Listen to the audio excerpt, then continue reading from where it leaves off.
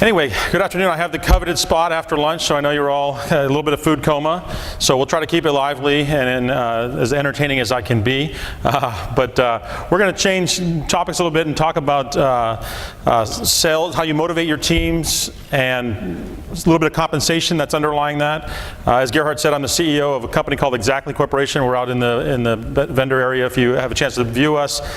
I've been in the compensation domain for almost 14 years, so I know and have seen just about every kind of way to motivate people from every type of company and every type of industry that you can imagine. And so what Gerhard asked me to do today was to kind of take a little bit different tack and not give you a commercial on Exactly, but talk about how companies are attacking this problem, how they're motivating people, and just give you some things to think about. I like to call them idea grenades that maybe you can think about in your businesses and maybe think about how you could change the way that you compensate. So starting off, incentives do work, and this is the no dust slide, but really they do work. There's been tons of studies, lots of information around that if you use the correct incentives, you will drive the right behavior. What I will tell you though, and one of the themes throughout my presentation is that the world is changing in the world of compensation, and you need to be aware of what things are changing so that you can tap into those things, because we don't actually know what works. For many, many years, we've been using compensation in many different ways, and we haven't had the ability to understand and analyze how the things that we're doing and the millions of dollars we're spending in comp actually do work. So I'm going to share some of these thoughts. Being a person that's been in this space for as long as I have, and again, having really, truly at my core understanding the value of compensation and the behavioral science behind it, I was recently amazed by my own company. We recently switched from a calendar year to a fiscal year.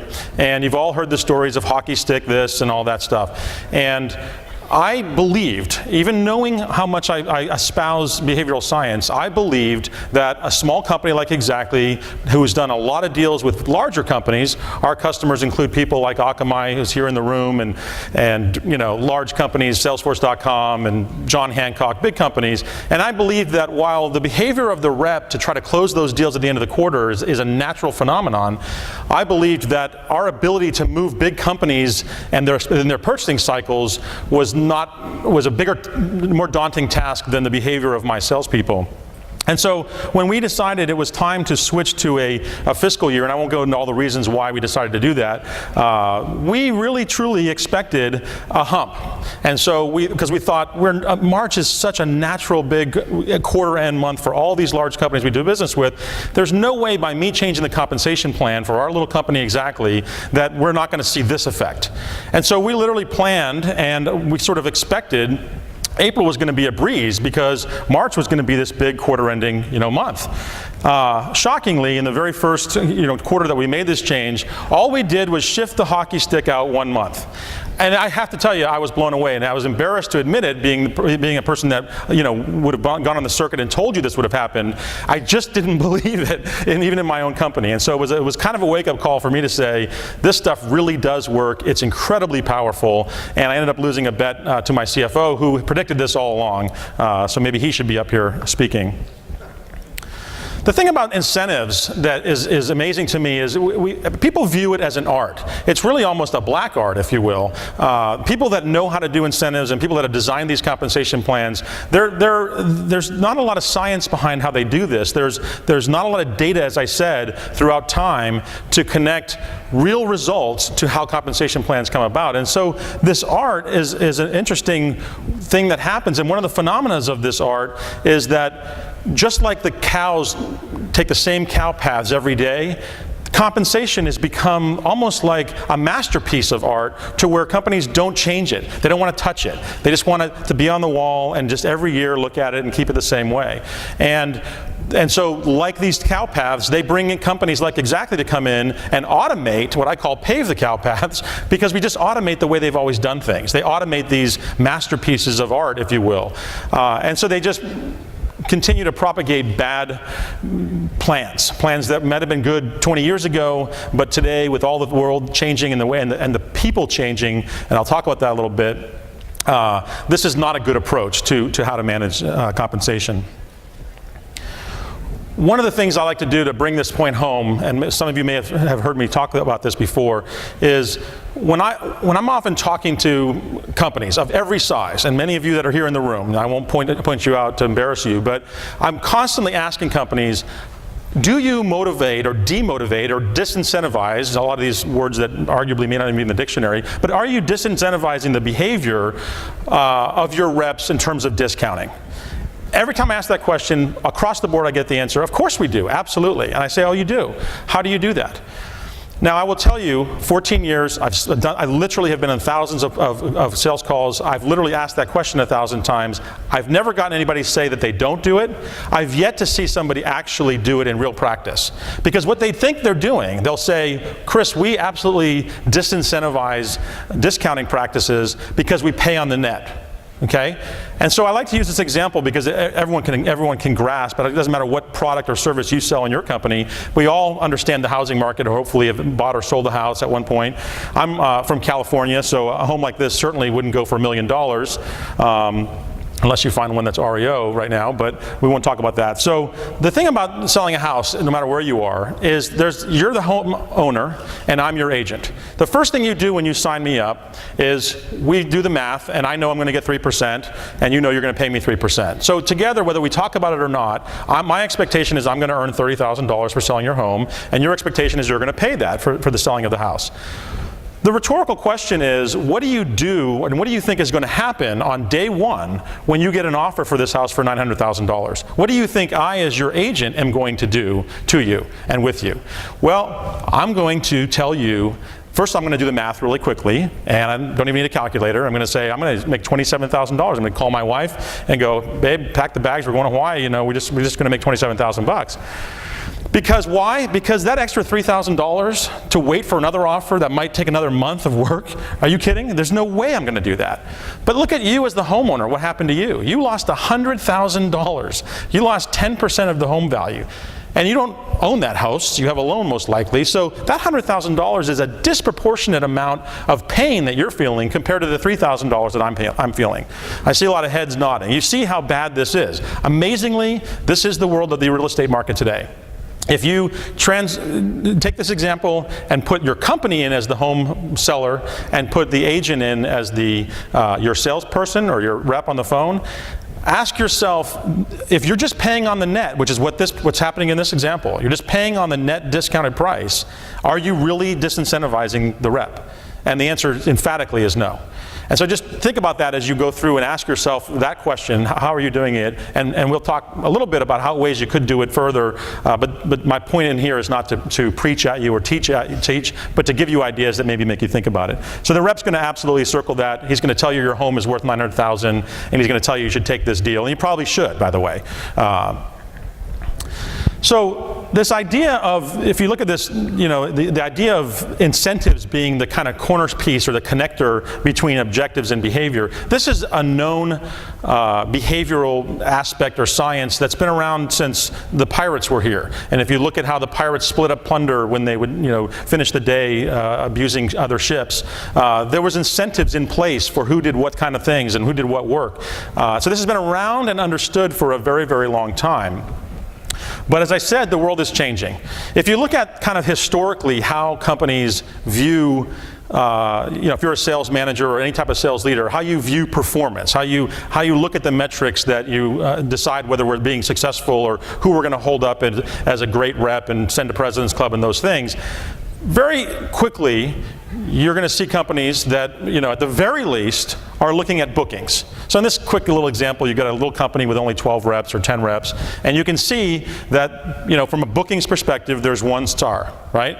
And so Jennifer is the big star. Jennifer's going to be held out. She's going to make the most money. Everyone's going to be happy.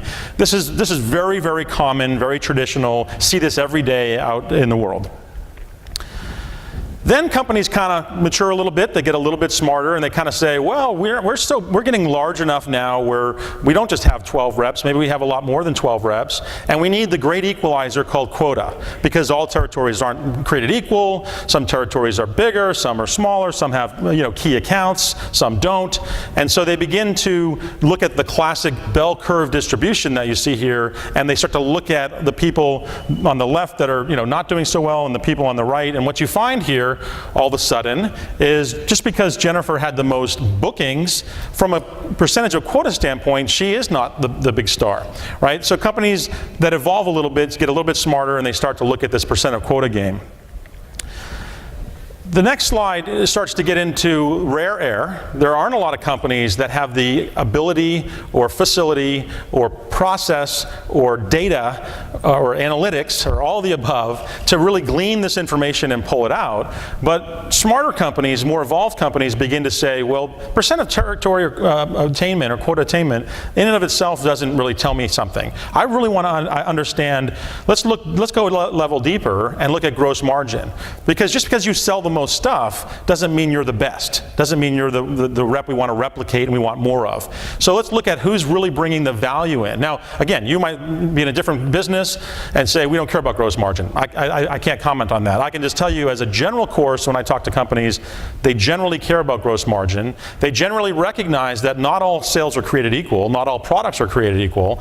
And so when you look at it from a gross margin perspective, you're going to see the names change dramatically. Now Jennifer is way off. She's now just a middle performer. And somebody who wasn't even showing up on the other two charts is now your star, right? And this helps companies look at this differently as to who they should be holding out as the experts.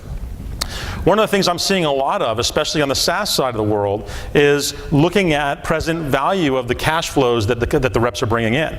I mean, are you kidding me? This is not a way companies are paying today. The amount of comp plans I see that are really truly looking at the payment terms, the cash that's being brought in by the rep, other than just paying a bonus because you brought in cash, I'm not talking about that. I'm talking about a little more sophistication and really identifying and understanding what is the value of this deal that this rep brought in. When I look at the totality of it, the payment terms, how much cash up front, literally, when it's going to be paid, any kind of holdouts and things like that. Now you begin to look at it in a totally different way. And again, the person that's held out as the star is a very different person. And so my only point in these slides is really just to make the case, which it may seem obvious, but yet if you go back and talk to the people that are running your company, the chances are you're in one of those first two slides. The chances are you're not in the habit of looking at the present value of the cash flows, and you're probably not in the habit of looking at gross margin, not because you're stupid, but because you don't have the systems, and the people who manage your comp plans don't have the systems to be able to do it. And so that's the problem and the paradigm shift that's taking place right now as we speak in this marketplace. So once you start to look at this, what the best companies are doing, the best practice is to then look at the right side of the bell distribution curve, right? The tip of the curve are all these guys and gals that are making their number, and everybody that's above and off to the right. Once you've identified it and you're looking at it the way I previously talked about, now we want to start doing some correlations, right? We want to start saying, okay, well, what are these top reps that we've now identified a different way? What are they doing differently than everybody else? Is there something about the way that they sell that's different? Are they upselling more frequently? Are they doing add-on business? Are they selling multiple products more frequently than the folks that are on the left-hand side of this chart? What about product mix? I talked about how margin is an important notion in companies, obviously, and that all these products that you have different profit margins to the company. But yet, if you look at the compensation plan, chances are, if you're like most companies, the rate doesn't change by product. That's a level of sophistication that a lot of companies don't have. As simple as that might seem, it's just too hard when you're talking about an Excel world. The fact is, if you're tracking it and paying differently and monitoring it, then when you look at who's doing the best work in your company, in your sales force, you can glean this out and you can pull out the information of who is selling the most profitable products. And the way that they'll sell the 13% margin product over the 6% is if you pay differently. If you pay the same, you will get the behavior that you should expect, which is the same. Another quick example is thinking about it differently from the cost to provide the service. And this is one time, again, I'm constantly amazed. One of the things I love about being in this space is I get to talk to so many different people in so many different industries that pay on such interesting things. And we were out talking to one of our great customers here on the East Coast, and they are selling cable services, among other things, internet access, this kind of stuff, in New York City.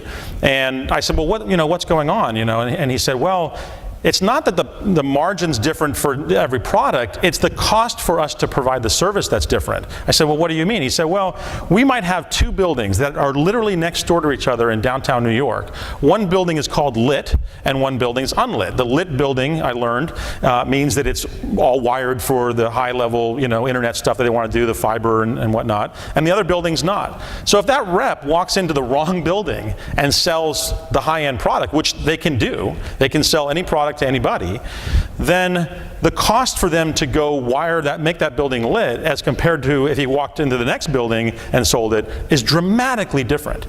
But the comp plan, which had been around for many years, did not distinguish or make any difference to the rep as to what building they sold in. And so I kind of went, well, gee, it seems like it's not rocket science that you would just pay differently for a lit building than you would for an unlit building. And of course the answer was, yeah, but we have 2,000 people and it's all in Excel and it's a nightmare and we can barely pay the way it is. And now you're talking about introducing a level of complexity that would just, cause people to pull their hair out and quit, and I can't deal with that. But it was interesting to me because it was the first time I had heard that specific kind of example. So think about it in your world. Is every customer created equal, so to speak? Because if they are, great, then you don't have this issue. But if they're not, should you think about that? And is there a way that you can put that in the rep's mind so that he or she understands that before they go waste a bunch of time and your money trying to sell into that account? So once we've done that, so we've been able to first of all, look differently at the problem to understand and glean who are really our top performers, not just the people that have the highest percent of quota. And then we start to correlate what are their sales tactics that are different. The other thing that has really changed in the world that fascinates me is we have to look at what is different about those reps. So forget about their tactics now. Now we're talking about, in some ways, their DNA, but also just maybe it's their longevity with the company, right? Is there a correlation that the best reps, as we've now defined it differently, are the reps who have been with the company longest? Well, that would be an interesting statistic if we were able to know that and quantify it, because then we'd say this is a training issue. We need to get our younger tenured people some more training so that they can get up to speed like the other folks. You might find different correlations. You might find that it's an area of the country or the world, and we can dig in and try to figure out, well, what's happening in the Northeast that's different than everywhere else because they seem to be more successful there. One of the things that is powerful is to go back and look at the left side of this Bell distribution curve again and look at which are the reps that are the least successful. Based on this new definition, this new ability to look at the data, who's not doing well, and then let's try to understand why. You might find, and I've had a number of customers find this recently, that it's a generational thing. It's a generation problem. It literally is the when you were born problem.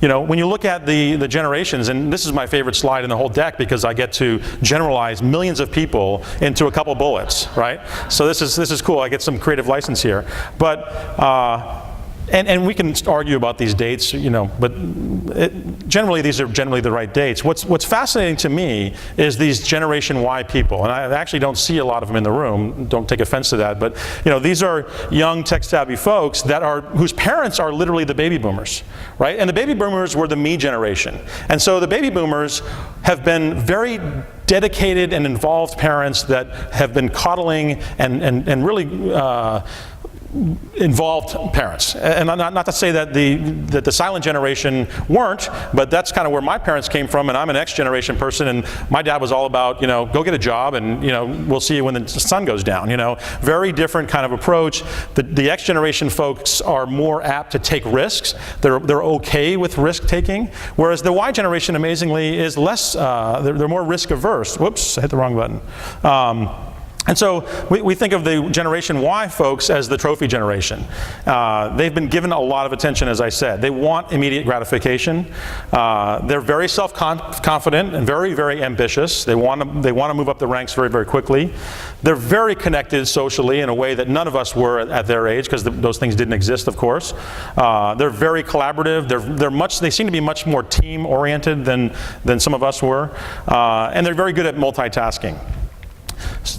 Another thing that kind of surprised me, and this is direct data from New Sigma, who is a comp analyst company. These guys are experts in compensation. Amazingly, the Y generation folks, actually, because they're more risk averse, they want bigger base salaries.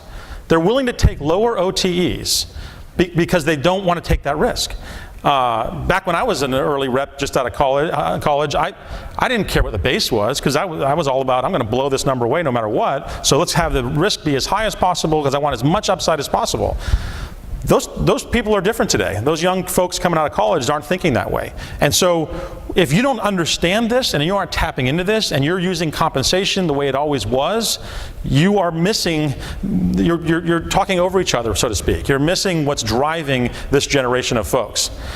This younger generation is different, and you need to understand that as you go and you design the plan. They care less about the almighty dollar and more about things that are less tangible. You know, they want the recognition, they want the trophies, they want the awards, they want the trips, they want to go to President's Clubs. You know, I've been going to President's Club, you know, in some form of, you know, Hawaii or something for 20 some odd years. In my company, we have a lot of Y generation folks, and we let a lot of them, even down to the lowest entry level, we call them ADRs. These are people that are lead development. They're not even really closing reps. It's unusual that they would be qualified for club, but we let them go to club. We took them all to Hawaii, the Four Seasons. You cannot believe the value that trip has had. It's a $5,000 trip, right? But the value of them winning and being able to bring, of course, none of them are married, so they couldn't bring their spouses. Some of them brought their friends, you know, buddies or whatever. But the value was unbelievable. For them to go around to tell all their buddies that they're going to Hawaii for a free trip on this President's Club thing has been incredibly important to us as a company. The other thing that's interesting about this crew is they want career advancement. They want to move up the ranks faster than anything I've ever seen. In fact, you know, this is a very common experience that we're seeing in our company, and some of our customers have said it. Great, I made my number, I'm ready to be a VP. Where's my title? You know, where's the company car? I mean, it's just like, what? You know, do you know how long it took me to become a VP? You know, like, they don't get that. I feel like a parent, you know, talking to them. But we understand that now. We understand that this is a problem, a very real problem that's happening. And so we created a win-win. We've created levels of the sales organization where we might have bifurcated or trifurcated what used to be a telesales role. We've now got telesales 1 and 2 and 3 to provide for this ability for them to have regular upward movement. And again, it's less important that upward movement come with a lot of dollars than it is that they get that movement. They want to just see positive movement. Is this saying the time, 2:51? It was counting down a minute ago. Okay, so we talked a little bit about understanding, you know, the way that, you know, who's winning. We've talked a lot about, you know, ways of different compensation or thinking about it. We talked about understanding who they are. The other thing that's dramatically different in the world today than any of us have experienced in the past is benchmarking. There has not existed anywhere on the planet real empirical evidence that ties performance data with compensation plans. Doesn't exist. If you know where it is, please tell me. On an aggregate basis across the world, across multiple industries, it does not exist. One of the values of the multi-tenancy, and I told you I wouldn't do a commercial, but this is a tiny, tiny commercial.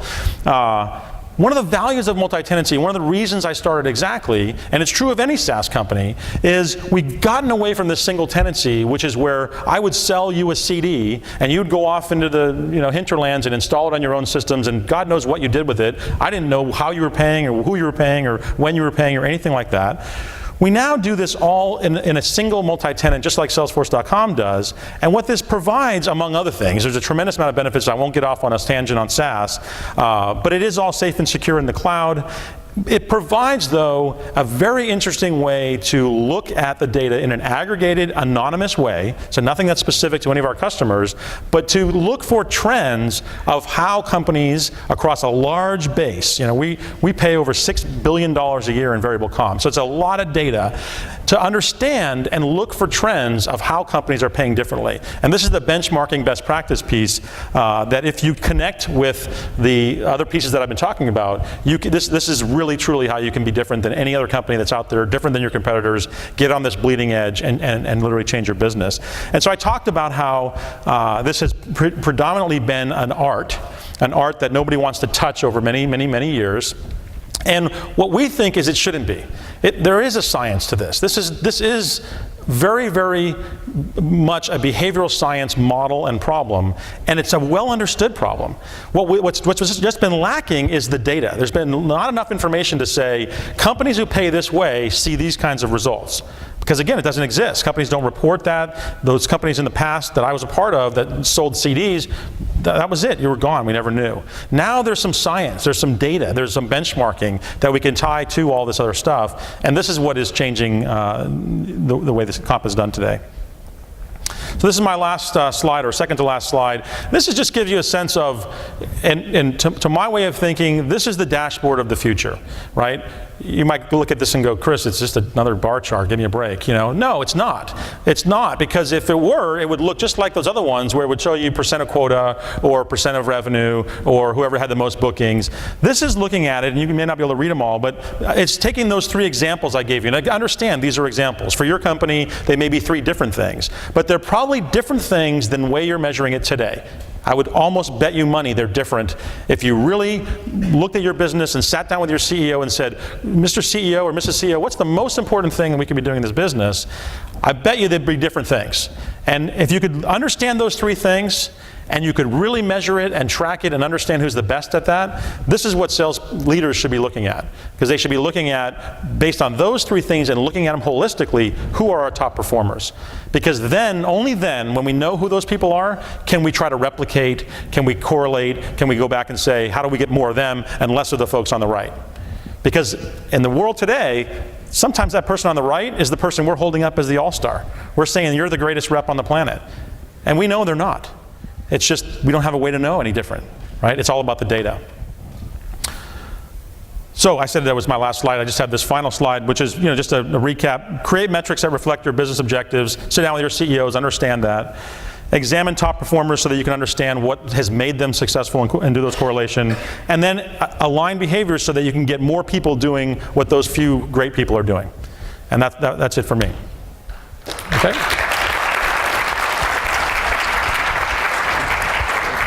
Stay here? Yeah, please stay. Thank you, Chris. I have a couple of questions. When you gave your presentation, you said the biggest discovery for me was that you made something visible through your program that was not visible before.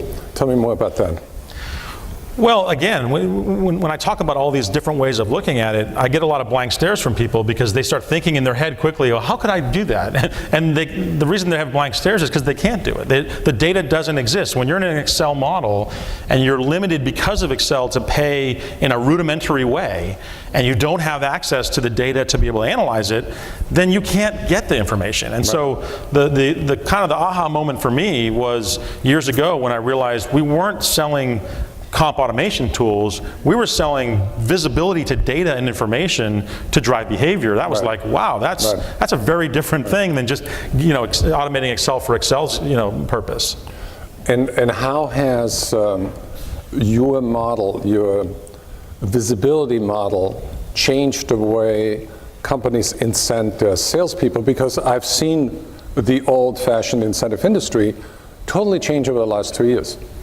And there's still a lot of confusion between, should I incentivize based on business goals or should I incentivize based on guts? I think you like maybe a massage weekend or whatever, or be sent to a beauty spa and you want a short escape with your wife for a weekend at a Marriott. So Yeah, it's like, one of the things that I used to do early in my career, I used to manage a very large inside sales organization, and like all good, sales leaders at that level, we would do a contest. And so we'd get, they didn't have flat screens in those days, but we'd get the big TV, and we'd say, whoever, is going to sell the most based on those first two slides, either by percent of quota or just the most of something, is going to win this TV. And years later, I ran into a couple of the reps that had worked in that group, and I said, we were talking about it, and it dawned on me, they said, well, the problem is I already had a TV. And that wasn't that interesting to me. So if you were one of those people that needed a TV, then that was a great incentive. If you had just bought one, then what are you going to do with another one? I mean, again, in those days, the tubes were huge, right? They were this big looking at it sideways, right? So I think to your point is, that world is gone. If you're doing incentives like that, this painting with a broad stroke rather than pinpointing on things that matter. If a massage is important to you, well then let's give a sales contest that gives you that. And if you want a TV, then let's do that. And if you want a trip to Hawaii, let's do that, because that can be done. As a company, you don't care whether the dollars buy a TV or a massage, right? All you care is that it drives the right behavior.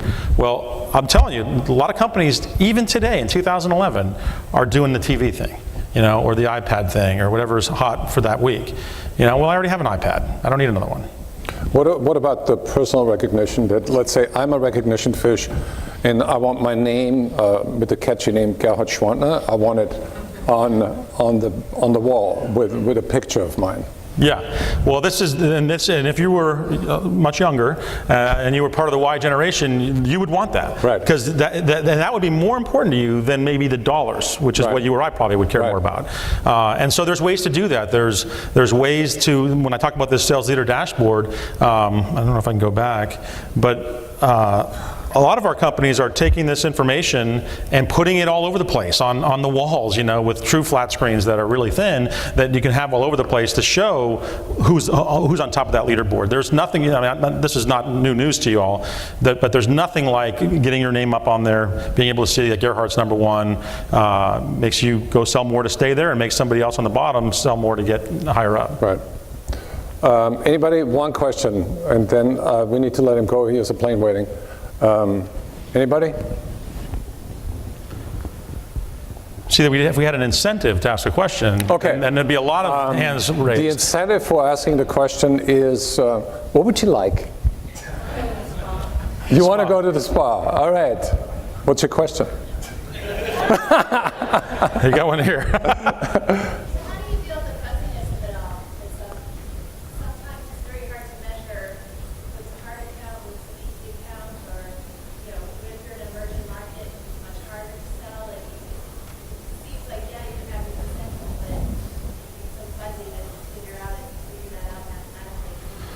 Yeah, so the question was, how do you handle the fuzziness of the territories if you're talking about trying to incent differently for different parts of the territory? And again, I'm not trying to say comp is a panacea. I'm not trying to say that it is going to solve all problems, because you can get carried away and use comp to do too many things. I've seen companies, and many of you might do this, use compensation to incentivize keeping your Salesforce.com up to date. Shame on you. That's a bad thing. You should not do that. You're using good dollars, that should be used for management skills.